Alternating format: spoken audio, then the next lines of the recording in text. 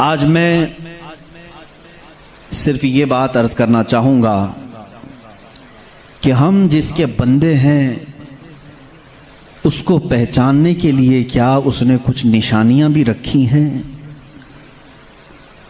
अल्लाह की निशानियां मैं खुल करके आम अंदाज से ये बात करूंगा। आप मुसलमान घर में पैदा हुए, आपके बाप दादाओं ने, आपके माहौल ने आपको बताया कि तुम्हारा पैदा करने वाला अल्लाह है। यही तक तुम्हारी नॉलेज है, हमारी नॉलेज है। इसलिए कि ये भी बड़ा करम और एहसान है कि हमें सोचो विचार करके अल्लाह तक पहुंचने की इस तरह के माहौल की ज़रूरत नहीं आई। बरसों से हम उन्हीं घरों में पैदा हो रहे हैं जहां अल्लाह का ही नाम लिया जा रहा है। लेकिन मैं सारे इंसानों के लिए खिताब कर रहा हूं। इस रुए ज़मीन पर रहने वाला, चाहे वो यहूदी हो, ईसाई हो, हिंदू हो, सिख हो, जो भी हो, मैं सबसे आज ये बात कहना चाहूँगा। दुनिया का एक फार्मूला है कि बगैर किसी के बनाए कोई चीज़ नहीं बनती, खुद से कोई चीज़ नहीं बनती।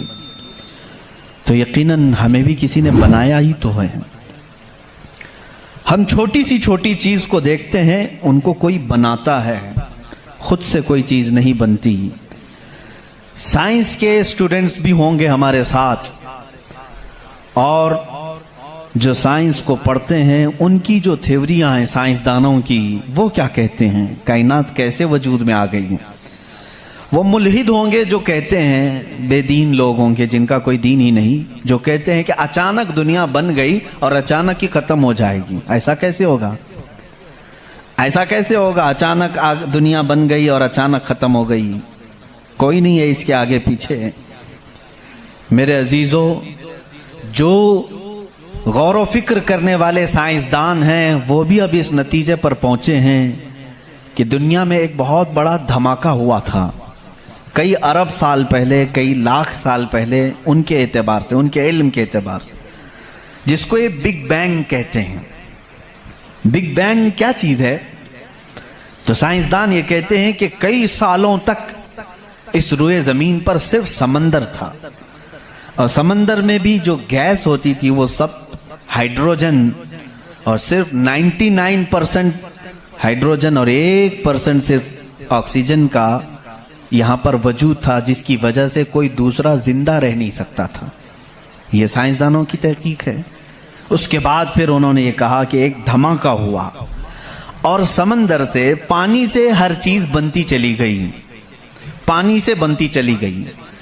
ये 21वीं सदी में बात की जा रही है। ये बात 21वीं सदी में की जा रही है, और साइंस के वजूद की तारीख में अगर आप जाएंगे तो ज़्यादा से ज़्यादा कि 400 साल पहले तक की तारीख होगी।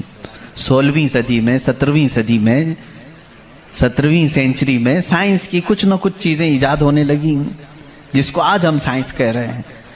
और कुरान में मौला फरमाता है, वजअलना मिनल माइ कुल्ल शैइन हय्यिन, हमने हर चीज़ को पानी से बनाया है।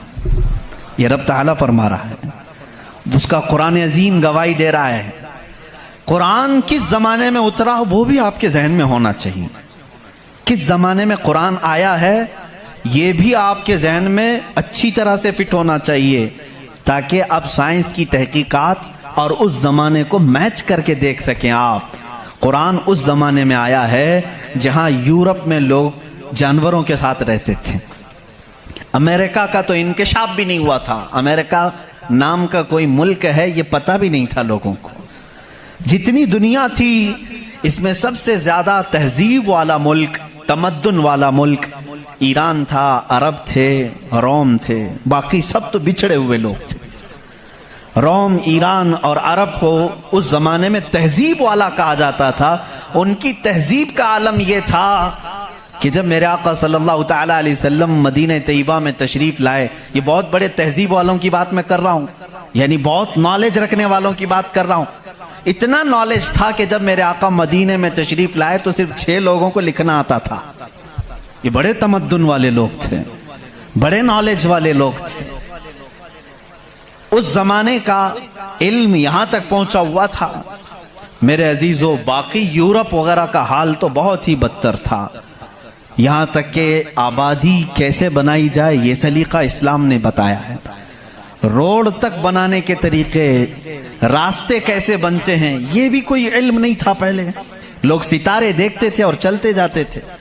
या आज जो रोड बने हुए हैं, इसकी इजाद ही सैयदना उमर फारूक ने की है रज़ी अल्लाह ताला, कि आम एक रास्ता होना चाहिए, हाईवे होना चाहिए, उसको पक्का बनाना चाहिए कि लोग इसी से गुजरें। आज आपको रास्ते इतने बने हुए हैं इसलिए कोई तारा नहीं देखता, सिर्फ सामने देखते हैं। अब तारे देखेंगे तो फिर बड़ा मसला हो जाएगा। उस जमाने में तारे देख करके चलते थे। अजीजा ने गिरामी, यूरोप का हाल उस जमाने में यह था कि नॉलेज नाम की कोई चीज नहीं थी। वो लोग अंधविश्वास, जैसे आज भी हमारे यहाँ कुछ लोगों में मौजूद है, अंधा यकीन, इन चीजों पर बहुत अमल करते थे। जैसे अपशगुन हो जाना, ये तमाम मामलात में बहुत वो आगे थे। हत्ता कि बीमारियों को भी वो बीमारी नहीं समझते थे। जैसे आज यूरोप जादू टोने पर यकीन नहीं रखता, हर चीज को बीमारी कहता है। उस जमाने में हर बीमारी को वो जादू समझते थे, शैतान समझते थे। बीमारी का उनको इदराक भी नहीं था। इस्लाम में जो फुक़हा पैदा हुए, जो अतिब्बा पैदा हुए, जो साइंसदान पैदा हुए, उन्होंने बीमारी के मुतालिक बहुत सारे तहकीकात पेश किए। सिर्फ ये बात मैं अर्ज करना चाहूंगा कि कुरान उस जमाने में नाजिल हुआ है जब इल्म का वजूद ज्यादा नहीं था लोगों के पास, इतना कि कोई इक्का दुक्का लिखना जानता था। और किस पर नाजिल हुआ ये भी आपके जहन में होना चाहिए। दो चीजें दिमाग में रखें, उसके बाद फिर मैं कुरान की आयतें पढ़ता हूं। एक, माहौल ऐसा है, साइंस का वजूद नहीं, इल्म का वजूद नहीं, इल्म नाम की चीज ही नहीं थी लोगों के पास। और जिस पर नाजिल हुआ वो ऐसा रसूल है जो किसी का शागिर्द भी नहीं, कोई उस्ताद नहीं, मुहम्मदुर रसूलुल्लाह सल्लल्लाहु तआला अलैहि वसल्लम, उन पर कुरान नाजिल हुआ। ऐसे माहौल में नाजिल हुआ जब कोई इल्म जानने वाला नहीं था। और जिस पर नाजिल हुआ वो किसी यूनिवर्सिटी से पढ़ा, किसी कॉलेज से पढ़ा, किसी मदरसे से पढ़ा हुआ रसूल नहीं। उस रसूल का मुअल्लिम और उस्ताद सिर्फ खालिक़े कायनात है। जिब्राइल अलैहिस्सलातु तस्लीम का भी सिर्फ इतना काम रहा है, जो रब ने हुक्म दिया उतना ही पहुंचा दिया।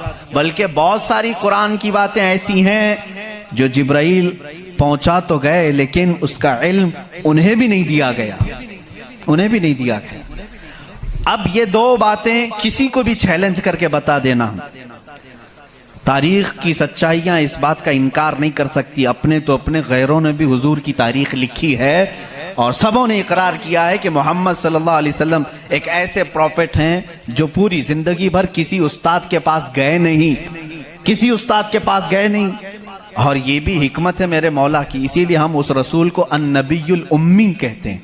उम्मी का मतलब कुछ बेवकूफ लोग आज के जमाने के जो बदअकीदा हैं वो अनपढ़ करते हैं। रसूल अनपढ़ थे, माअज़ल्लाह। बेवकूफो तुम्हें मालूम नहीं, उम्मी का मतलब होता है किसी से पढ़ा हुआ नहीं। अनपढ़ में और किसी से ना पढ़ा हुआ होने में बहुत बड़ा फर्क है। ये दो बातें जहन में रखो। कुरान किस माहौल में नाजिल हुआ और जिस पर नाजिल हुआ वो किसी का शागिर्द नहीं। अब इसकी बातें जब हम बयान करते हैं, साइंसदानों की आंखें फटी की फटी रह जाती हैं। वो कुरान बयान कर रहा है, इन्न फी खल्क़िस समावाति वल अर्दि लआयाति लिउलिल अलबाब, बेशक ये जमीन की पैदाइश में, आसमानों की पैदाइश में बड़ी मेरी निशानियां हैं। अल्लाह फरमा रहा है, रात को हम जाइल करते हैं, उसी से दिन निकालते हैं। कुरान ये कह रहा है, वजअलना मिनस समाई, आसमान से अल्लाह तबारक व तआला ने, वजअलना समा सक़फ़न महफूज़ा, कुरान कहता है हमने आसमान को एक महफूज छत बनाया है। कुरान ये कह रहा है आसमान और जमीन मिले हुए थे, हमने दोनों को फाड़ करके अलग कर दिया और दोनों के मुंह खोल दिया। ये कुरान उस जमाने में कह रहा है। इल्म फलकियात जिसको एस्ट्रोनॉमी कहते हैं, इल्म अर्दियात जिसको जियो फिजिक कहा जाता है, जमीन के मामलात, आसमान के मामलात जानने वाला उस जमाने में कोई नहीं। उस वक्त कुरान कह रहा है आसमान और जमीन मिले हुए थे, हम दोनों को फाड़ दिए, हमने उन दोनों को फाड़ दिया। और दोनों के मुंह को खोल दिया। अब का साइंस कहता है जमीन व आसमान को देखने के बाद ऐसा लगता है कि ये गैलेक्सी में मिला हुआ एक सैयारा था और ये फिर जमाने के बदलते बदलते आसमान अलग हो गया, जमीन अलग हो गई। अब का साइंस ये कहता है। और फिर ये बंद नहीं है, जैसे हमारी छत बंद है, ऊपर से पानी डालो तो नीचे कुछ नहीं आएगा, नीचे के फर्शी भी बंद है, नीचे जमीन से कोई चीज यहां मस्जिद में नहीं निकलेगी। साइंस अब ये कह रहा है आसमान में जगह जगह सुराख हैं, मुंह खुला हुआ है, जमीन में भी जगह जगह सुराख हैं, दिखने वाले नहीं, ये खुला हुआ है। इसका मतलब मैं भी समझ नहीं पाया था, आसमान खुला हुआ है, जमीन खुला हुआ, मुंह खुला हुआ है, क्या मतलब? कहा कि अल्लाह ताला जब चाहे आसमानों पर पानी डाले तो अपना मुंह खोलता है, बारिश बरसती है, और जमीन का मुंह खुला है। इसका मतलब यह है तुम जहां पर भी जितनी गहराई में भी जमीन के बीज डालो, इसका मुंह खुला है, वो सीना फाड़ कर बाहर आता है। अगर जमीन बंद होती तो कोई चीज जमीन से बाहर नहीं निकलती, जमीन से कोई चीज बाहर निकलती है, इसका मतलब है कि इनके मुंह खुले हुए हैं। साइंस ने अब भी कहा कि आसमान का मुंह खुला हुआ है, जमीन का मुंह खुला हुआ है। कुरान किस माहौल में नाजिल हुआ है? जब साइंस का वजूद नहीं। हाँ, अगर तुम ये कहते शायद मोहम्मद सल्लल्लाहु तआला अलैहि वसल्लम बहुत बड़े किसी साइंसदान के शागिर्द होंगे तो तुम्हारी तारीख लिखने वाले ही तुम्हारे चेहरे पर जन्नाटेदार थप्पड़ मारेंगे, इसलिए कि वो रसूल अपनी 63 साल जिंदगी में कभी किसी के शागिर्द नहीं हुए, हत्ता के सैयदुल मलाइका के भी वो शागिर्द नहीं हुए। कुरान यही कह रहा है जमीन की पैदाइश में, आसमान की पैदाइश में मेरी निशानियां हैं। अजीजा ने गिरामी, अब मैं वो निशानियां गिनाऊं बहुत तवील वक्त दरकार है। कभी आपने महसूस किया कि आसमान अल्लाह की निशानी है? अल्लाह की निशानी है। देखिए यहां सबसे बड़ी बात, कुरान में कई जगहों पर यह बात आई है, अफला ततदब्बरून, अफला यतदब्बरून, अफला ताकिलून, अफला ततफक्करून। इसका मतलब होता है क्यों तुम गौर व फिक्र नहीं करते, क्यों तुम सोचते नहीं, क्यों तुम तहकीक नहीं करते, रिसर्च नहीं करते? रब ताला बार बार ये फरमा रहा है। ये किसके लिए है? मैं उन लोगों के लिए कहता हूं जो एक खुदा को छोड़कर करोड़ों के सामने झुक रहे हैं। मैं उनसे कहता हूं तुम सोचते क्यों नहीं? कौन है तुम्हें पैदा किया है? कौन है जो तुम्हें बनाया है? कुरान दावत दे रहा है उनको सोचने की। मेरा यकीन ये कहता है जो भी इंसान इस कायनात में है, अल्लाह ने उसे इतनी अक्ल जरूर अता की है कि अगर वो सोचने पर आ जाए तो अपने रब तक जरूर पहुंचेगा। अगर वो गौर व फिक्र करने पर आ जाए तो झूठे खुदाओं को छोड़ देगा। एक सहाबी हैं, हुजूर सल्लल्लाहु तआला अलैहि वसल्लम पर ईमान लाने के बाद वो कहते हैं हुजूर अय्याम जिहालत में हमारे से दो ऐसे मामलात हुए, एक वाकया याद करता हूं तो रोना आता है और एक वाकया याद करता हूं तो हंसी आती है। जिहालत में हम कुछ ऐसे काम करते थे इस्लाम लाने से पहले कि कुछ एक वाकया ऐसा है कि हम रो पड़ते हैं याद आती है तो, और एक वाकया ऐसा है कि वो याद आती है तो हंस पड़ते हैं। हुजूर ने पूछा वो दोनों क्या है? उन्होंने कहा जिहालत में जब हमारे घर बेटी पैदा होती तो हम उसका गला मरोड़ कर दफन कर देते थे। हमने अपने हाथों से कई बच्चियों को दफन किया, वो जब भी याद आता है तो रो पड़ते हैं, रोना आता है। हंसी किस बात पर आती है? वो कहते हैं हम जब सफर पर निकलते थे तो हमारे जो खुदा होते थे उनको आटे का बना लेते थे हम, वैसे तो मिट्टी का बनाते हैं और फिर पानी में डुबोते हैं। उनकी ज़ुर्रियत आज भी मौजूद है। अरब वालों में अगर मैं बयान करूं कि हाथों से खुदा बनाए जाते हैं तो उन्हें यकीन नहीं आता, हिंदुस्तान वालों को बहुत जल्दी यकीन आएगा। तो वो सहाबी कहते हैं हम आटे के बनाते थे, उनके जो खुदा होते थे वो आटे के बनाते थे, क्योंकि मिट्टी का पत्थर का उठाकर लेकर जाने में बोझल होता था, वजन होता था, इतने बड़े खुदा को कहाँ लेकर के घूमते रहे। वो साहबी कहते हैं हम आटे का बना कर ले जाते। फिर हंसी किस बात पर आती है? कहते हैं अगर सफर में ज्यादा भूख लगती कभी उसका हाथ तोड़ के खा लेते थे, कभी उसका पेट काट के खा लेते थे, क्योंकि आटे ही का था। आज भी लोग करते हैं, शक्कर का बनाते हैं। बहरहाल तो वो सहाबी कहते हैं मुझे अय्याम जहालत की ये बातें याद आती हैं तो मैं हंस पड़ता हूँ। खैर मैं और तफसील में नहीं जाऊंगा। अजीजा ने गिरामी, गौर व फिक्र करने की जिसके अंदर आदत होगी वो अंधविश्वास, सिर्फ फैले हुए बेयकीनी पर ईमान नहीं लाएगा। आज भी बहुत सारे ऐसे न्यूट्रल किस्म के लोग हैं जो मुसलमान नहीं हैं, मैं जानता हूं उनको, वो खुद आइडल वर्शिपर्स नहीं हैं। वो खुद इस बात का इनकार करते हैं कि अपने हाथों से बनाई हुई चीज की इबादत कैसे की जाए। हम उस पावर को मानते हैं जो हमारी आंखों में नहीं आता मगर हम सबको देख रहा है। ऐसे लोग भी हैं। हाँ, अगर कोई इस तरह का मुआहिद है, वो अल्लाह की वहदानियत को तस्लीम करता है, तो उसके हिदायत की भी उम्मीद है। मैं ये कह रहा था, आसमानों और जमीनों में अल्लाह ने फरमाया मेरी निशानियां हैं। गौर व फिक्र करना चाहिए, निशानी कैसे? पूरी दुनिया के बहुत तरक्की याफ्ता साइंस से मेरा ये चैलेंज है, मेरी ये बात का ये चैलेंज है। बहुत तुमने तरक्की की, लेकिन एक ऐसी छत बना करके दिखाओ जिसका कोई पिलर ना हो। हवा में छत कायम करके दिखाओ, और वो भी इतनी मोटी होनी चाहिए, इतनी मोटी कि जिसके बारे में हुजूर अकरम सल्लल्लाहु अलैहि वसल्लम ने फरमाया कि उसकी मोटाई 500 साल अगर कोई घोड़ा दौड़े तो तय ना हो पाए। वो आसमान की मोटाई। मैं उतनी मोटाई की बात नहीं करता हूं, 1 किलोमीटर चौड़ी ही कोई बना करके दिखा दें। साइंस हमारा बहुत तरक्की कर चुका है, नहीं बना सकोगी। लेकिन कायनात की इस पूरी जमीन पर अल्लाह रब्बुल इज्जत ने एक छत हमारे सरों पर रखी है, और सबको मालूम है वो छत कैसी है, बगैर पिल्लर वाली। कहीं उसको सुतून देखा आपने? अल्लाहुल्लज़ी रफ़अस समावाति बिगैरि अमदिन तरौनहा। कुरान कहता है वो अल्लाह ही है जिसने बगैर सुतून के आसमानों को बनाया, और तुम भी उसको देख रहे हो। कुरान चैलेंज कर रहा है, तुम भी उसे देख रहे हो। और हैरत की बात यह है, हमारे पिल्लर वाली छत के बारे में तो यकीन होगा अब ये गिरेगी नहीं, लेकिन अगर ये तड़कने लगे, कहीं से आवाजें आने लगे, हम भाग करके कौन सी छत के नीचे जाते हैं? पिल्लर वाली छत से हमको खौफ लगता है आजकल गिर ना जाए, और पनाह लेने के लिए उस छत के नीचे जाते हैं जिसका कोई पिल्लर ही नहीं। अल्लाह की निशानियां हैं इसमें। अल्लाह रब्बुल इज्जत फरमाता है तुम देख रहे हो इन आसमानों को हमने कैसे कायम किया है। अब इसकी तहकीकात जो एस्ट्रोनॉमी पढ़े हुए हैं वो जानते होंगे। इल्म फलकियात उसको कहते हैं, आसमानों का इल्म। ये भी अभी सबको पूरा हासिल नहीं हो सका। जो हमारी नजरों में नजर आ रहा है ये तो धुआं है, बादल है। आसमान तक पहुंचने के लिए पता नहीं कितना सफर। और इसमें अल्लाह रब्बुल इज्जत ने सितारों के एक ऐसे झुरमुट को रखा है। आसमान कितना चौड़ा है, कितना लंबा है, गेस कर सकते हैं हम? कभी गेस करेंगे आप? मैं सिर्फ एक हिसाब बताता हूं। उस आसमान में अल्लाह ताला फरमाता है कुल्लुन फी फलकिन यस्बहून। सूरज, चांद, जितने भी गैलेक्सी के स्टार्स हैं, तारे हैं, ये सब आसमान में तैर रहे हैं। अल्लाह फरमा रहा है, सूरह यासीन की आयत है, ये सब आसमान में तैर रहे हैं, लटक रहे हैं। अच्छा, जिस पर लटक रहे हैं जाहिर सी बात है वो बड़ा होना चाहिए।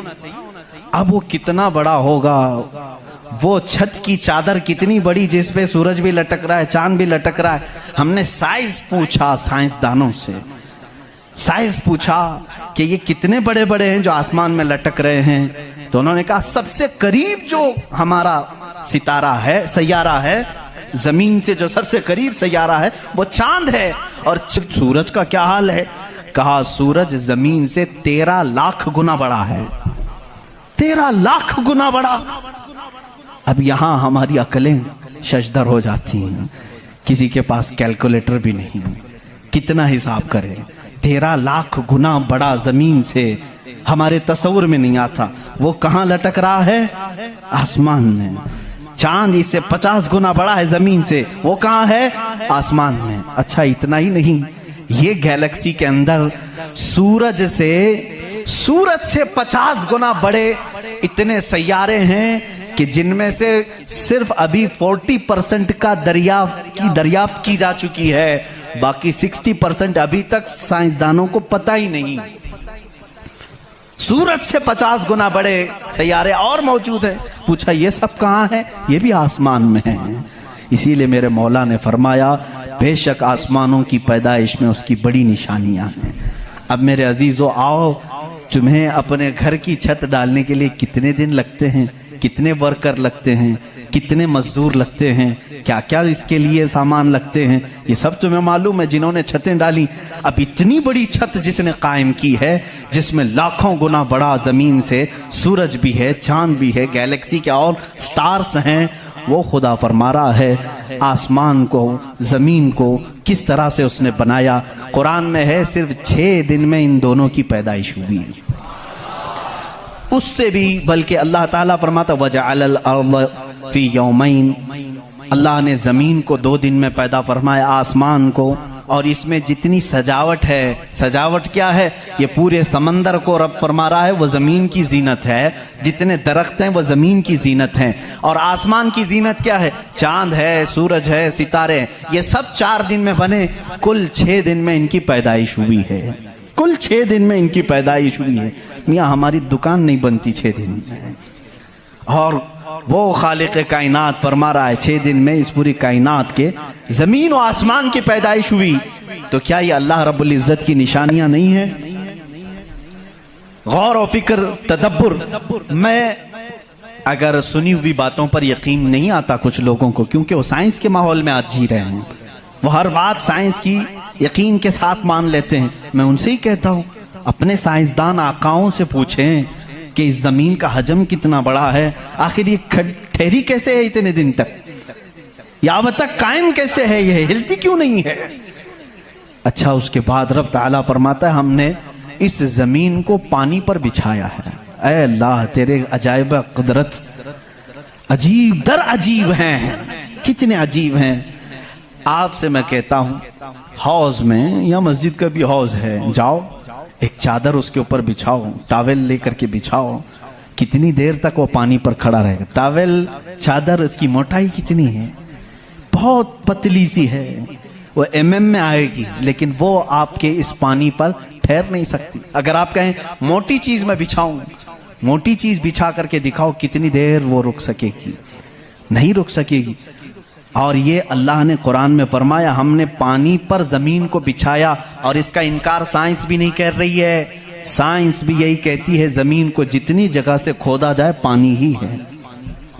हम भी तो बोरवेल जो निकालते हैं, जमीन को खोदने के बाद पानी आता है।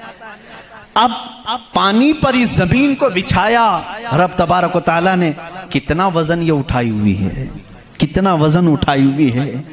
सबसे बड़ा वजन तो उन मुशरिकीन का है जो उस रब को नहीं मानते हैं। ये धरती का बोझ इनको कहते हैं, ये सबको उठाई हुई है। पता नहीं कितने करोड़ों टन इस पर वजन है ये, लेकिन कभी भी हिलती हुई नजर नहीं आती। लेकिन उसको भी कुरान में अल्लाह फरमा रहा है हमने इस जमीन को हिलने से रोकने के लिए जगह जगह पर पहाड़ों को मेख बनाकर गाड़ दिया। वल जिबाल औतादा, और पहाड़ों को हमने मेख बनाकर गाड़ दिया है। अब इसकी तहकीक इस जमाने में, मैंने अपने पढ़ने के जमाने में इसकी एक तहकीक अपने उस्ताद के पास पढ़ी थी। सफ़ा मरवा के बारे में इख्तिलाफ चल रहा था। सऊदी यहूदी हुकूमत ने सफ़ा मरवा को पूरी तौर पर ख़त्म करने की नापाक कोशिश की और अलग से उन्होंने मसआ बनाया सही करने का। तो इख्तिलाफ उलमा में था कि इन्होंने ज़्यादा चौड़ा कर दिया। उसी ज़माने में ये तहकीक हुई पहाड़ जो है इसका वजूद ज़मीन पर कैसा होता है। इन सऊदियों ने कहा पहाड़ ऐसा ऊपर शेप में ऐसा होता है, ट्रायंगल होता है, ऊपर से कोना होता है, नीचे चौड़ा होता है। इन सऊदियों ने कहा नीचे भी ये जड़ें छोड़ता है, फैलता हुआ जाता है, जैसे दरख्त ऊपर होता है और नीचे उसकी जड़ें फैली हुई होती हैं। तो इन्होंने कहा नीचे भी वो पहाड़ का हिस्सा है, इसलिए हमने बाजू में भी रास्ता बनाया ताकि सफ़ा मरवा की सही अगर हो रही है तो वो पहाड़ों के बीच में ही हो रही है। मेरे उस्ताद गिरामी मिस्र के हैं, उन्होंने पूरी इस पर तहकीक के साथ किताब लिखी, चैलेंज किया, कहा पहाड़ों को अगर खोद करके देखो हमारा यकीन ये कहता है। उन्होंने बहुत सारे दलाइल से साबित किया पहाड़ ऊपर से जो इस तरह के शेप का होता है, ट्रायंगल ऊपर से, नीचे वो जड़ें नहीं छोड़ता बल्कि अंदर जाते जाते और बारीक हो जाता है, अंदर बारीक होते होते होते बहुत पतला होकर नीचे तक जाता है। मैंने पूछा नीचे कितनी अंदर तक है? उन्होंने कहा जो पहाड़ तुम्हें ऊपर दिख रहे हैं ये पहाड़ का 1% है, बाकी 99% पूरा नीचे होता है। ये पहाड़ों की ऊंचाई, ये पहाड़ों की जो ऊंचाई है ये 1% है, 99% पूरा नीचे होता है। हैरत में पड़ गए, इतना नीचे पहाड़ है। कहा यही तो बात है, क्या तुम दीवार में जब मेघ ठोकते हो तो ऊपर कितना दिखता है और अंदर कितना रहता है? 2 इंच का अगर हम ले रहे हैं मेघ और कील तो उसका मुंह सिर्फ ऊपर थोड़ा सा, वो भी mm में होगा, और 2 इंच तक अंदर वो दीवार में धंसा हुआ होगा। और जब कुरान में मौला ने फरमाया है जमीन पर हमने पहाड़ों को मेख बनाकर गाड़ दिया है, आज साइंस ये कह रहा है कि पहाड़ 9 गुना नीचे अंदर तक मौजूद है। कुरान किस जमाने में नाजिल हुआ? एस्ट्रोनॉमी नहीं थी, एस्ट्रोलॉजी नहीं थी, जमीन के ये जियोफिजिक नहीं थे, आला जात नहीं थे, तहकीक के लिए माइक्रोस्कोप, टेलीस्कोप कुछ नहीं था। उस जमाने में कुरान जमीन के अंदर की बात बता रहा है। ये अजीम मौजिज़ा है कुरान का मेरे अजीजों। इसीलिए कुरान कहता है सोचते क्यों नहीं, फिक्र क्यों नहीं करते? वही है खालिक कायनात जिसने इस पूरे निजाम को बना रखा है। ये इतनी नहीं है, ये जो जमीनों में नजर आ रही हैं इनकी तहकीकात करते करते कई लोगों की जिंदगियां खत्म हो गई। कुछ चांद की तहकीक पर चले, कुछ सूरज की तहकीक पर चले, कुछ जमीन की तहकीक पर चले। इंसानों को भी अल्लाह ने ये इल्म दिया है, ये अक्ल दिया है। ये जो साइंसदान अपनी तहकीक कर रहे हैं ये कभी ये ना समझें कि ये हमारी मारे हुए तीर हैं, बल्कि अल्लाह अपने बंदों को खुद इतनी समझ बूझ देता है कि वो उसकी निशानियों की खोज लगाएं और कायनात को बताएं कि कोई तो है जो ताकत इसे चला रही है। उस दौर में इमाम आजम कह रहे हैं जब इलेक्ट्रॉनिक दौर नहीं था। आज के लोग हो सकता है यकीन कर लें इलेक्ट्रॉनिक कश्ती होगी, हो सकता है कोई उसको इलेक्ट्रॉनिक मशीन चला रही होगी। ऐसा नहीं है, उस जमाने में कोई इस चीज की इजाद नहीं थी। उसने कहा क्या पागलपन की बातें कर रहे हो, किसको बना रहे हो तुम? क्या ऐसी कोई कश्ती है जो खुद से सामान भी उतारती है और चढ़ा भी लेती है और चलने भी लग जाती है? इमाम आजम अबू हनीफा रहमतुल्लाह अलैह ने फरमाया इतना तेरा दिमाग चलता है कि कोई कश्ती समंदर पर बगैर चलाने वाले के नहीं चलती। ये पूरे दिन और रात का निज़ाम और लोगों की मौत व हयात का निज़ाम, ज़मीन से पौधों को निकालने का निज़ाम, बराबर वक्त पे मौसम के आने का निज़ाम बगैर किसी के चलाए कैसे चल सकता है? कभी इसमें ताखीर तुमने देखी? कभी तुमने ये देखा कि रात हुई ही नहीं? कभी तुमने देखा कि दिन हुआ ही नहीं? वो अपने वक्तों पर सारी चीजें चला रहा है। अजीज़ा ने गिरामी, इन तमाम चीज़ों में एक निशानी है उसके वजूद की। इसीलिए अल्लाह रब्बुल इज़्ज़त ने सूरह इखलास में यूँ फरमाया कुल हुवल्लाहु अहद, ऐ महबूब आप फरमा दे वो अल्लाह एक है। अब एक होने की निशानियां भी बहुत हैं, एक होने की निशानियां भी बहुत हैं। हम बचपन में पढ़ते थे, हमारे पास एक हमारे वालिद किताब पढ़ाते थे, उसमें एक सवाल एक बूढ़ी औरत से किसी ने किया था कि बड़ी भी तुमने अल्लाह को एक माना है? कहा हाँ बिल्कुल। वो चरखा सिलती थी, चरखा जिसमें कपड़े सिले जाते हैं। मौलवी साहब ने पूछा क्या दलील है कि कोई निज़ाम को चला रहा है, कोई है खुदा? उसने कहा मेरी मशीन ये सबसे बड़ी दलील है मेरे लिए। कहा कैसे? कहा ये जो चक्कर काटती है मशीन, जब तक मैं पाँव हिलाती नहीं ये चरखा चलता नहीं। ये निज़ाम शमसी पूरा बगैर किसी के चलाए कैसे नहीं चलता? कहा अच्छा ठीक है, बड़ी अक्लमंद औरत है, मशीन को ही अल्लाह की निशानी समझ लिया तूने। उस औरत से उन्होंने दूसरा सवाल किया, अच्छा चलो ठीक है कोई तो है चलाने वाला, ये क्यों कहती हो कि वो एक ही है? कहा चलो ठीक है उसकी भी निशानी मेरी ही मशीन है, उसकी निशानी भी मेरी ये मशीन है। कहा कैसे? कहा चलो मैं इधर से चलाती हूँ तू उधर से चला, बैठ जा मेरे सामने, मैं इधर से चलाती हूँ तू उधर से चला, फिर देखते हैं कपड़े की हालत क्या होती है। कपड़ा जो है हो सकता है लेडीज की बजाय जेंट्स का हो जाए, जेंट्स की बजाय लेडीज का हो जाए, कुछ का कुछ बन जाए। क्यों? उन्होंने कहा बात तो सही है। उस बूढ़ी औरत ने कहा मैंने अपने चरखे से ही ये दीन सीखा कि अगर कायनात में एक के बजाय दूसरा होता तो झगड़े हो जाते। एक खुदा कहता मैं बारिश बरसाऊंगा, दूसरा कहता नहीं नहीं मैं धूप डालूंगा, तीसरा कहता नहीं मैं ठंडी लाऊंगा। इनके झगड़ों में फिर कायनात का निजाम दरहम बरहम हो जाता। लेकिन निजाम बराबर बराबर चल रहा है, इस बात की दलालत है कि चलाने वाले दो नहीं एक ही है। तो नहीं है, एक ही है। अगर दो होते, उसी को अल्लाह ने कुरान में फरमाया, लौ कान फीहिमा आलिहतुन इल्लल्लाहु लफसदता, अगर जमीन और आसमान में दो खुदा होते अल्लाह के अलावा, रब फरमा रहा है जरूर इसमें फसाद हो जाता, जरूर फसाद हो जाता। इसलिए कि एक जो अकल से हमारे दरमियान हमने देखा है जो चला सकता है, वो दो लोग नहीं चलाते हैं। दो लोगों की जहनियत अलग हो जाती। अब इसको फलसफे में आएंगे, जिसको फिलॉसफी कहते हैं। यह भी एक इल्म है। फलसफी लोगों के दिमाग के एतबार से भी हमने इसको साबित किया। अगर दो हैं, पहली बात आपके दिमाग में यह होना चाहिए कि खुदा वो है जो किसी का मोहताज नहीं। इतनी बात तस्लीम करते हो, जो किसी का मोहताज नहीं। जब ये फार्मूला तुम्हारे दिमाग में है तो आप दो को लेकर के आओ। दो को लाओगे तो दोनों का दिमाग एक साथ नहीं चलेगा, या तो फिर मशवरे से चलेंगे। मशवरा करेगा तो एक दूसरे का मोहताज होगा, और जो मोहताज होगा वो खुदा नहीं होगा।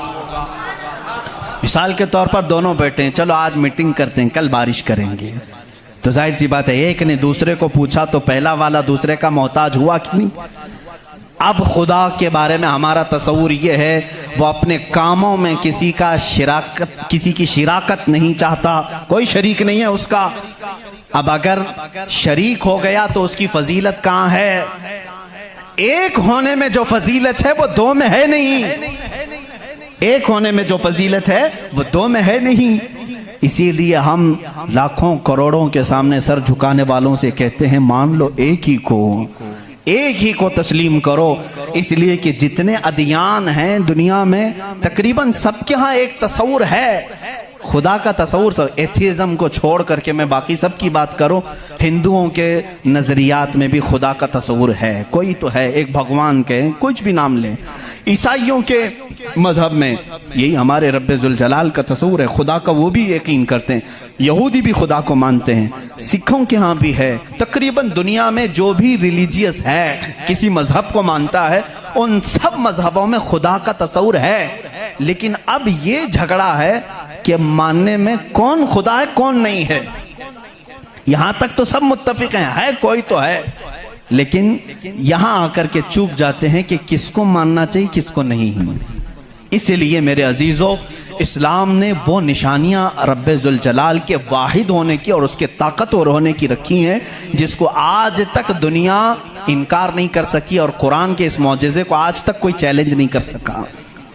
मैं साइंसदानों से भी कहता हूं, आपको एक बात ये भी मैं बता दूं, अभी 18वीं सदी की बात है। 18वीं सदी में अमेरिका का सफर करने वाले एक साइंसदान ने एक नई चीज का इंकशाफ किया।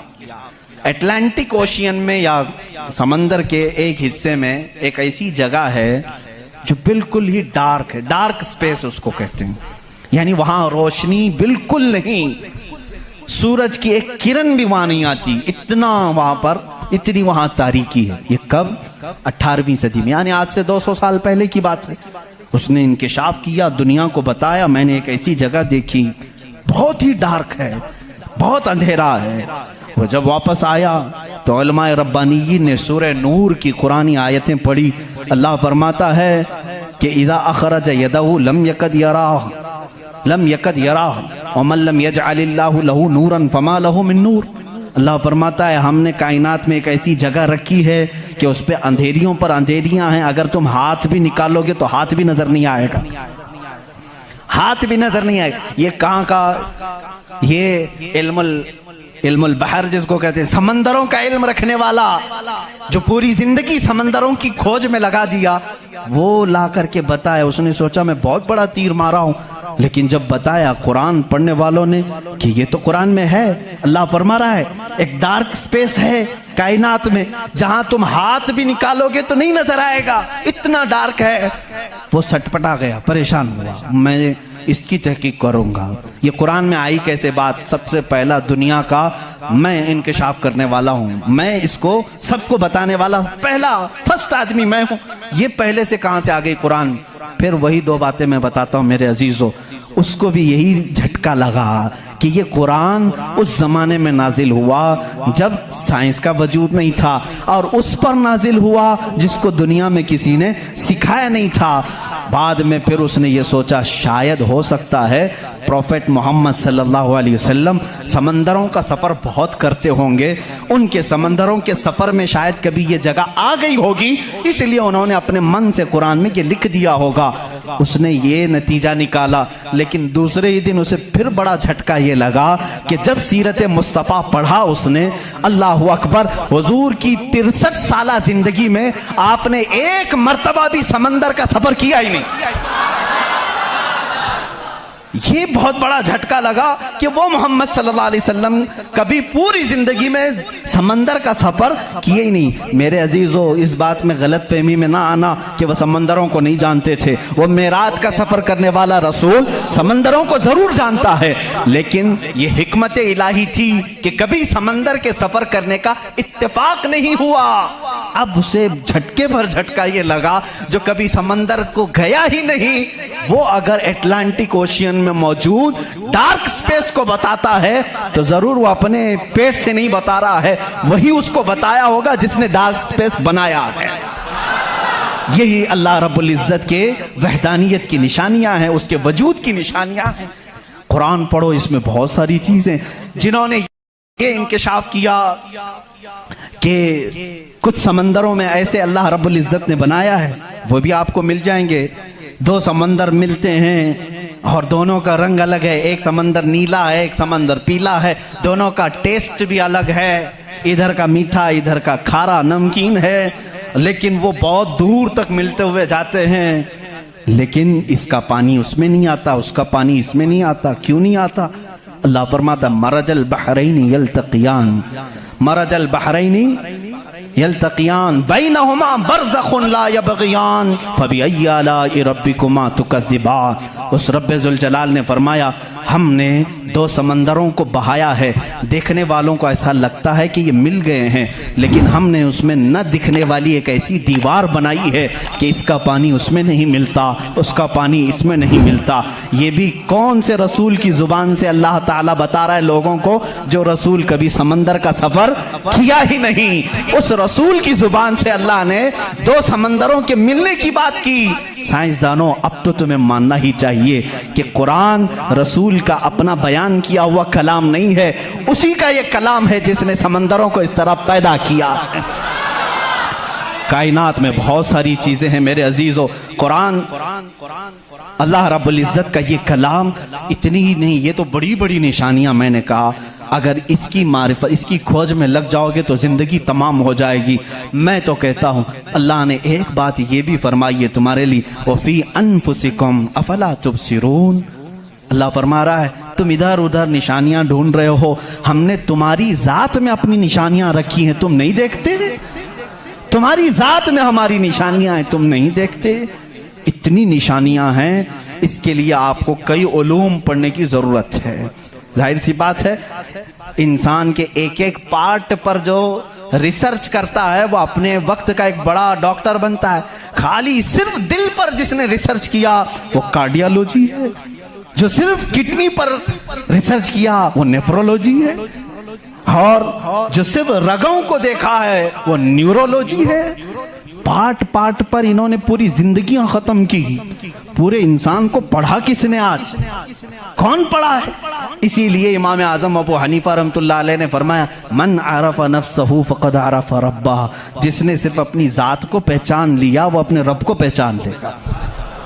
तुम्हारे जिस्म में जिस तरह की चीजें अल्लाह ने बनाई, डॉक्टर से जाकर के पूछो कि हमारे जिस्म के अंदर का जो निज़ाम है, एक बार जो नस कट गई 1000 डॉक्टर मिलकर के वो नस नहीं कायम कर पाते। ये रगों का सिलसिला ऐसा है।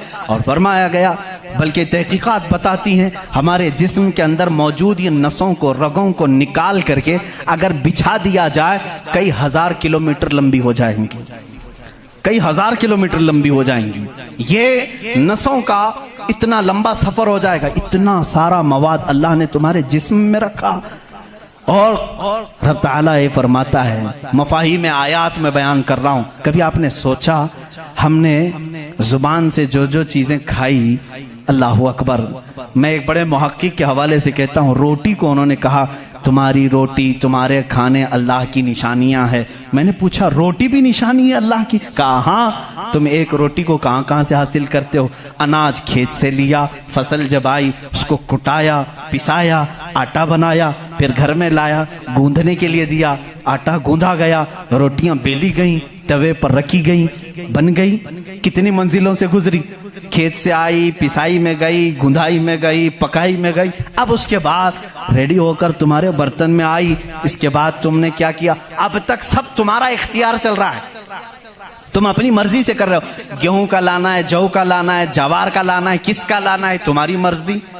आटे से कितना गूंदना है, नरम गूंदना है, मोटा गूंदना है, तुम्हारी मर्जी। रोटी मोटी पकानी है, पतली पकानी है, तुम्हारी मर्जी। रोटी पक जाने के बाद 4 टुकड़े करने, 5 टुकड़े, 2 टुकड़े, तुम्हारी मर्जी, सब तुम्हारी मर्जी है। इसके बाद तुम चबा करके खा गए, उस रोटी को चबाकर खा गए, निगल गए। ये रोटी जब हलक से उतर गई, अब तुम्हारी मर्जी नहीं है। उस एक ही रोटी से गोश्त भी बनता है, उसी एक रोटी से खून भी बनता है, उसी एक रोटी से मनी भी बनती है, उसी एक रोटी से पीप भी बनता है, उसी एक रोटी से कफ और बलगम भी बनता है, उसी एक रोटी से सब चीजें बन जाने के बाद हमारे फुजलात भी निकलते हैं। मैं नहीं समझ पाया, मेरे अजीजों मुझे बताओ, एक रोटी लो, उसके एक टुकड़े से तुम गोश्त बना के दिखाओ, दूसरे टुकड़े से तुम खून बना के दिखाओ, तीसरे टुकड़े से तुम पीप बना के दिखाओ, चौथे टुकड़े से तुम बलगम बना के दिखाओ, नहीं कर सकोगे। इसलिए कि सिर्फ गूंदने पकने तक तुम्हारी मर्जी चलती है, हलक से नीचे उतर जाने के बाद खुदा कदीर और जब्बार का निजाम चलता है।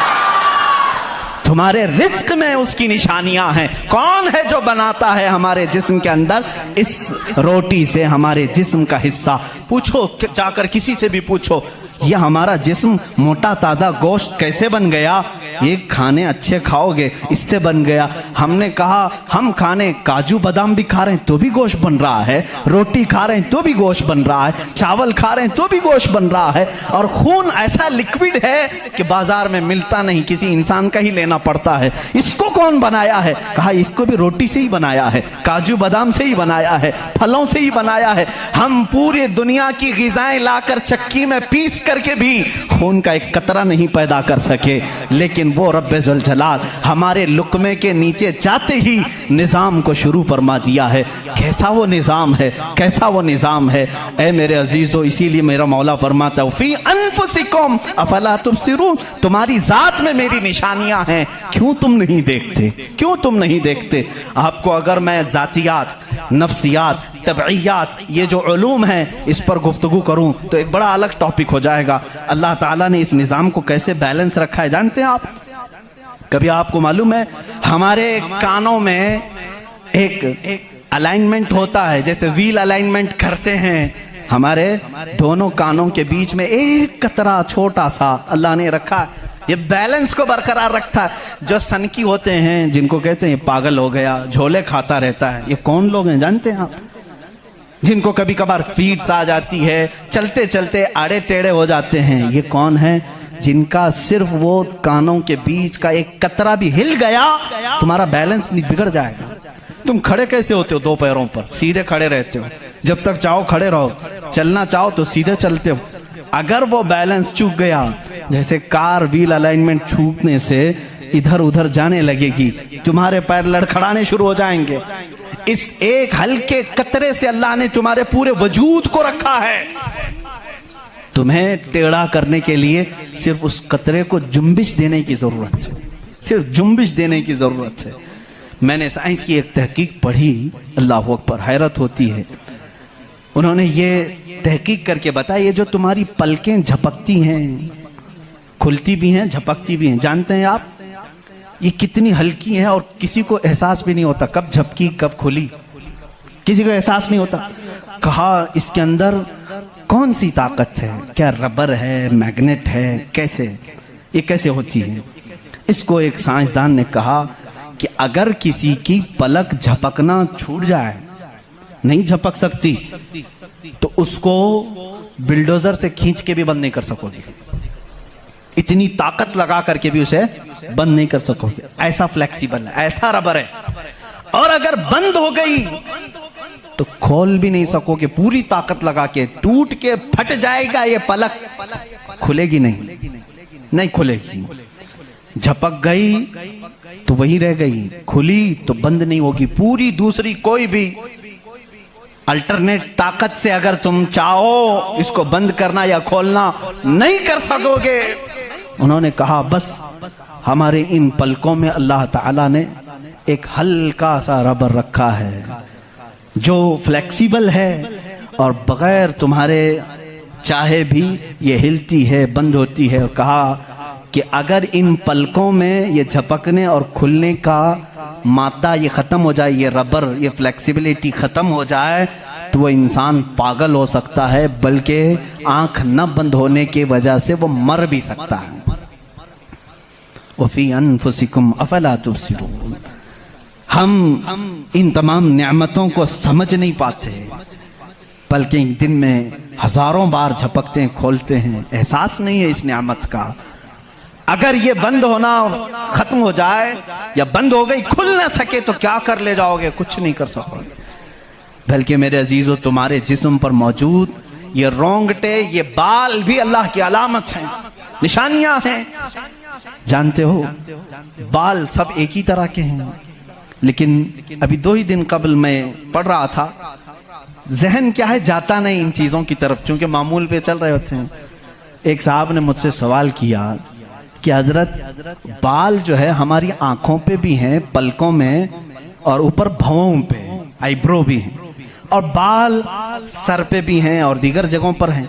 सर के बाल और दीगर जगहों के बाल बढ़ते हैं, ये बाल बढ़ते क्यों नहीं? बाल सेम है, बाल सेम है, ये बढ़ते नहीं, और ये बढ़ते ही रहते हैं, इनको जितना काटो बढ़ते ही रहते हैं। ऐसा क्या है? अल्लाह अकबर। उस दिन मुझे हैरत हुई, मैंने कभी इस चीज पर तवज्जो नहीं की, कभी नहीं सोचा। हो सकता है आपका जहन न गया हो।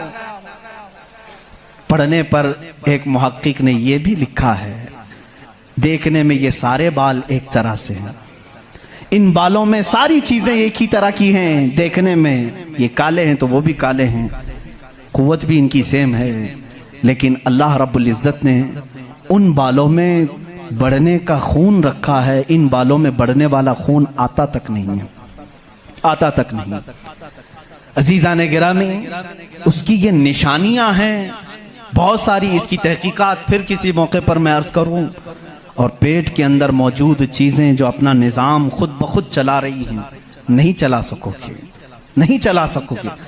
दिल जितनी मर्तबा ये धड़कता है, इसके अंदर जो प्रेशर है, कहा गया है ये जो खून को दबा करके जिस्म में फैलाता है, इसके मुतालिक साइंस ये कहता है इतना प्रेशर है कि दुनिया में किसी फव्वारे पे, किसी फाउंटेन में इतना प्रेशर नहीं होगा जितना दिल में प्रेशर है। और ये इतनी तेजी से एक बार पंप करता है कि खून पूरे जिस्म में नाखून तक आ जाता है। एक बार के पंप पर, एक बार इस तरह दिल ने दबाया खून को बार, तो खून नाखून तक पहुंचता है, इतना प्रेशर उसके अंदर है। अमेरिका की एक लेबोरेटरी में एक पाकिस्तानी आलिम दीन गए थे, कार्डियोलॉजी थे वो डॉक्टर, वो एक आलिम को लेकर के गए, और कार्डियोलॉजी नहीं, रेडियोलॉजी भी गालिबन कुछ है, जिसमें आवाजें सुनने का आला होता है, एक मशीन होती है जिस्म के अंदर हरकत करने वाली हर आवाज को उसमें सुना जा सकता है। पलक आप झपकते हैं, आप सांस लेते हैं तो इसकी आवाज कैसी होती है। तो उन्होंने कहा आज चलिए लेबोरेटरी में मैं आपको बताता हूं कि दिल की आवाज, हम तो यहाँ हाथ रखते हैं तो धक धक धक की आवाज आती है। तो उन्होंने कहा हम आपको इससे सुनाते हैं। एयरफोन लगाए गए, बड़ी बड़ी मशीनें थी, हल्की सी भी वहां पर हवा भी आती तो उसकी जोर आवाज आती है। वो एक लैब है। ये आलिम दीन कहते हैं मैंने सुना दिल की आवाज। मैंने पूछा उस डॉक्टर से कि आपके हाँ हर आवाज का नाम लिखा गया है, दिल जो आवाज करता है इसका क्या नाम है आपके यहाँ? कहते हैं दिल जो है लप लप लप लप ये आवाज करता है, साइंस में ये लिखा गया है। और मुस्कुरा है, कहा थोड़ी सी खता हो गई, बल्कि दिल कहता है रब रब रब रब। हर इंसान का दिल जो धड़कने की आवाज आती है मशीनों से उन्होंने खुद सुना। हाँ, हो सकता है कुछ तोतले लोग होते हैं रा को ला कह जाते हैं, हो सकता है तुम्हें लप लप लप सुनाई दिया हो, मगर मेरा ईमान ये कहता है हर दिल रब रब रब ही कहता है। जो उसको धड़कन दिया है अगर वो दिल उसे याद ना करे, अजीज़ा ने गिरामी, कायनात की बहुत सारी चीज़ें उसकी निशानियां हैं, समंदरों में उसकी निशानियां हैं। आपको मालूम है समंदरों का इल्म, इल्मुल बहर जिनको मालूम है, जो गौते लगाते हैं वो कहते हैं ज़मीन पर जितनी मखलूक़ात है इसके 10 गुना ज़्यादा मखलूक़ात समंदरों में मौजूद है। समंदरों में यहाँ जितने कीड़े देख रहे हो, कितने मकोड़े देख रहे हो, यहाँ जितने किस्म की मखलूक़ात आप देख रहे हैं इसके 10 गुना ज़्यादा मखलूक़ात समंदरों के अंदर है। कौन है जो उनके रिस्क का इंतज़ाम करता है? कौन है इनकी परवरिश पर? समंदरों का इल्म अलग है। कहते हैं हम अंदर जाते हैं तो उसके अंदर इतनी चीज़ें कि हर बार नई चीज़ें दिखती हैं। और उन्होंने कहा कि कई लाख किस्म की मछलियां गिन ली गईं, लेकिन हर बार गोता लगाते हैं तो फिर नए रंग की मछली नजर आती है। इनको रंग देता कौन है उसके अंदर? अजीज़ा ने गिरामी, समंदरों के इल्म में लोगों ने कहा इसकी गहराइयों में क्या क्या मौजूद है। कुछ बातें तो अकल तस्लीम करती हैं, जैसे आपको मैंने कहा समंदर में मछलियां हैं, अंदर पेड़ पौधे भी हैं, आप सब तस्लीम करेंगे होते होंगे, मखलूक़ात हैं, हाँ होते होंगे, सब होते होंगे। लेकिन एक कुरान के फरामीन तफासिर में ये कहा गया है समंदर के अंदर आग भी है। आप कहां से तस्लीम करोगे? समंदर के अंदर आग है, कैसे तस्लीम करोगे?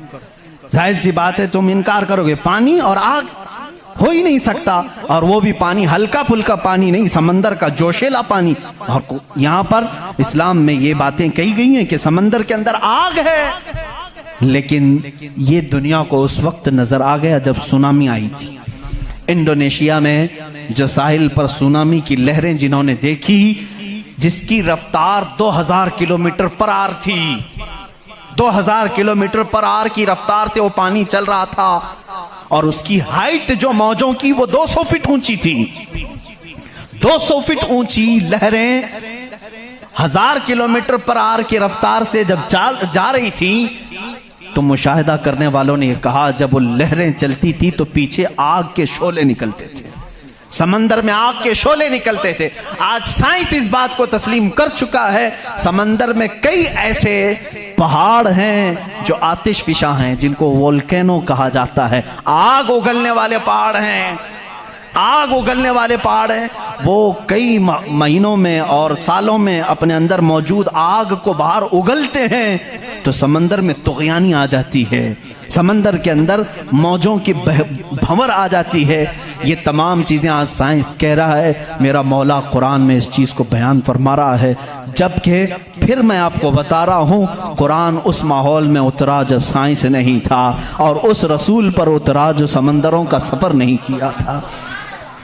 अल्लाह तबारक व तआला ने पहाड़ों के इल्म के मुतालिक कुरान में बयान फरमाया, सितारों के इल्म के मुतालिक, समंदरों के इल्म के मुतालिक, ज़मीन का ये जियोफिज़िक हो, एस्ट्रोनॉमी हो, सितारों का एस्ट्रोलॉजी हो, इल्मुल फलकियात हो, उसके बाद नबातात, ये पेड़ पौधों के इल्म के लिए भी कुरान मौजूद है। अल्लाह रब्बुल इज़्ज़त इनके मुतालिक भी फरमा रहा है, इनके जोड़ बनाए गए। आज दुनिया ये कह रही है कि एक पेड़ को दूसरे पेड़ से लगाते हैं तो फल अच्छे आते हैं, फल अच्छे आते हैं। ये हदीस पाक में मिलता है। मदीने तैयबा में कलमी करते थे सहाबा उस वक्त खजूरों की। अजीज़ा ने गिरामी, पेड़ पौधों की जब तहकीकात होती हैं तो अब इस पर भी साइंस हैरान है कि हमने फूलों को देखा, ये फूल जब खिलते हैं तो इसमें अचानक आकर के पेंट कौन कर जाता है, ये रंग कौन डालता है। हमने दरख्तों को हरा ही देखा है, हरे ही होते हैं, लेकिन जब फूल निकलते हैं तो ये रंग आता कहां से है। उसकी तहकीक करते करते डालियों को लोगों ने चीर दिया, पत्तों को फाड़ दिया, लेकिन फूल का रंग पूरे दरख्त में कहीं नहीं पाया, कहीं नहीं पाया। इन पौधों को और इन फूलों को कौन रंग देता है? बल्कि हद तो यह है मेरे अजीजों, उसकी सबसे बड़ी चीज ये निशानियों में से ये भी है कि पेड़ पौधों को तुम लहलहाते हुए आज देखते हो, इनकी पैदाइश पर क्या तुमने गौर व फिक्र नहीं किया? ये कैसे पैदा होते हैं, कैसे निकलते हैं? अल्लाह अकबर। इनको तुमने ज़मीन के अंदर बो दिया था, मिट्टी डाल दी थी और उस पर पानी डालकर बराबर कर दिया था, लेवल कर दिया था, और अचानक दूसरे दिन तीसरे दिन जाकर देखते हो वो ज़मीन का सीना चीर कर बाहर आया हुआ है। इतना ही नहीं, वो छोटा सा कोंपल निकला हुआ पौधा बाहर आता है। अब वो कितनी चीज़ों को फेस करता है, हवाओं का भी मुकाबला कर रहा है, तूफान भी आ रहे हैं, लेकिन वो पौधा वहीं लगा ही लगा है। छोटे पौधे को बड़ी से बड़े तूफान हिला के नहीं कर सके। कौन है वो हल्के पौधे की हिफाजत कर रहा है। बड़ी बड़ी हवाओं से, वो बड़ी बड़ी ताकतों को उड़ा ले जाने वाली हवाएं आती हैं, लेकिन हल्के पौधे की हिफाजत हो रही होती है। वो फसलें लाने तक कौन है उनकी हिफाजत करता है। कुरान में 20वें पारे की शुरू की आयतें पढ़ोगे, आपका यकीन ताज़ा हो जाएगा। अम्मन खलक़स समावाति वल अर्द व अंज़ल लकुम मिनस समाई माअ फ़अंबतना बिही हदाइक़ ज़ात बहजा मा लकुम अन तुंबितू शजरहा अ इलाहुम मअल्लाह। क्या अल्लाह के सिवा कोई है? अल्लाह फरमाता, कौन है जिसने ज़मीन को तुम्हारे लिए करार बनाया? कौन है जो ज़मीन को फाड़ करके उसमें नहरें बनाया? कौन है जो तुम्हारे लिए आसमानों को छत बनाया? कौन है जो इसमें से तुम्हें रंग बिरंगे पौधे निकालता है? क्या अल्लाह के सिवा कोई है? अ इलाहुम मअल्लाह।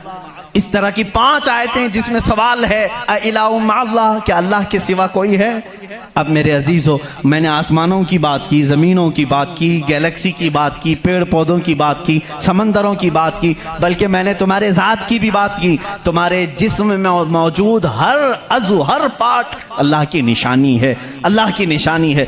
तुम में से कोई भी एक अज़ू दूसरा डुप्लीकेट बना नहीं सकता। बनेगा तो साफ नज़र भी आएगा। आँख चाहे तो बकरे की लगा लो, लेकिन दिखाई कुछ भी नहीं देगा। इस आँख के अंदर जो चीज़ मौजूद है वो दूसरा इसकी कॉपी कर नहीं सकता। रोबोट तो बहुत बना लिए, लेकिन जीने वाला, फीलिंग रखने वाला इंसान दूसरा तख्लीक नहीं किया जा सका। बल्कि वो कुरान में अल्लाह चैलेंज कर रहा है, तुम तो इंसानों के अभी ये कह रहे हैं कि जनीन बनाए जा रहे हैं, यानी हम डुप्लीकेट इंसान बनाने की कोशिश कर रहे हैं।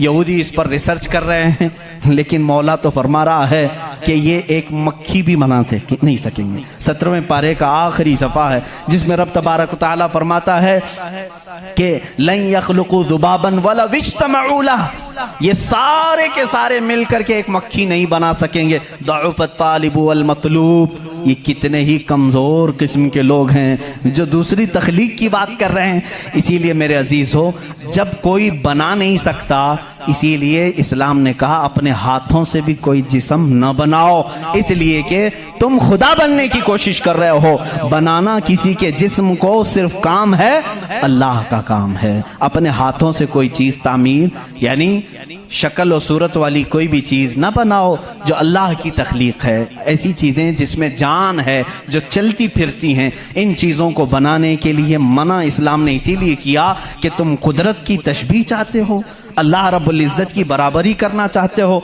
तुमसे ये मुमकिन भी नहीं हो सकेगा। देखते हो आज हमारे यहाँ नाटक है, हमारे यहाँ लोगों का अंधविश्वास हम देख रहे हैं। बेवकूफ़ी की हद हो गई, हद हो गई आज भी कि लोग अपने हाथों से जिसको बनाए। मैं आपको बनाऊं, खुदा कौन है, तुम्हारा यकीन क्या होना चाहिए और दुनिया क्या चाहती है, मैं सबको खुलेआम मैसेज दे रहा हूँ, सबके लिए। कुछ लोग ये समझते हैं हमको खुदा बनाना पड़ेगा, पैसे लाना पड़ेगा, बना नहीं सकते तो मार्केट में जाना पड़ेगा, लाल पीला काला नीला खुदा खरीद करके लाना पड़ेगा, और उसके हाथ भी होंगे, 4 होंगे कि 5 होंगे कि 6 होंगे, ऐसे हाथों वाला हमको लाना पड़ेगा। कैसे? अरे वो खुदा चल के भी नहीं आएगा, उसको उठा करके लाना पड़ेगा, बैठेगा खुद नहीं, बिठाना पड़ेगा, सोएगा खुद नहीं, सुलाना पड़ेगा, और उठेगा भी खुद नहीं, उठाना पड़ेगा, और उसे वो डूबेगा भी खुद नहीं, डुबाना पड़ेगा, टूटेगा भी खुद नहीं, तोड़ना पड़ेगा, खाएगा कुछ नहीं, उसे जबरदस्ती खिलाना पड़ेगा। लोगों को दिखाने के लिए। लोगों ने अगर अपने दिमाग से इसको खुदा समझा है तो मैं कहता हूं मुसलमान का अकीदा यह है, मैं मजबूर हूं, मैं अगर नहीं सो सकता तो वो सुलाता है, मैं अगर उठ नहीं सकता तो वो उठाता है। मैं खुदा को उठाता नहीं, मैं खुदा को बिठाता नहीं, बल्कि मेरा अकीदा यह है खुदा मुझे बिठाता है, खुदा मुझे चलाता है, खुदा मुझे सुलाता है, खुदा मुझे खिलाता है, खुदा मुझे पिलाता है। जब मुझे भूख लगे तो वो खिलाता है, जब मैं नंगा हूं तो वो पहनाता है, जब मेरी जान चली जाए तो वो मेरा हिसाब करता है। हम उस खुदा की तस्लीम, उस खुदा का अकीदा रखते हैं कि हम मोहताज हैं, वो मालिक व मुख्तार है। अकीदा ये हो, अकीदा ये हो, अपने हाथों से बनाई हुई चीज को, अरे तुम्हें तो फख्र करना चाहिए, अरे आज तू खुदा बना बैठा है, उसे उसको फख्र से देखो, कहो अरे तू क्या खुदा है, मैं ही तो बनाया हूं तुझे। कभी बनाने वाला ये कह सकता है ना।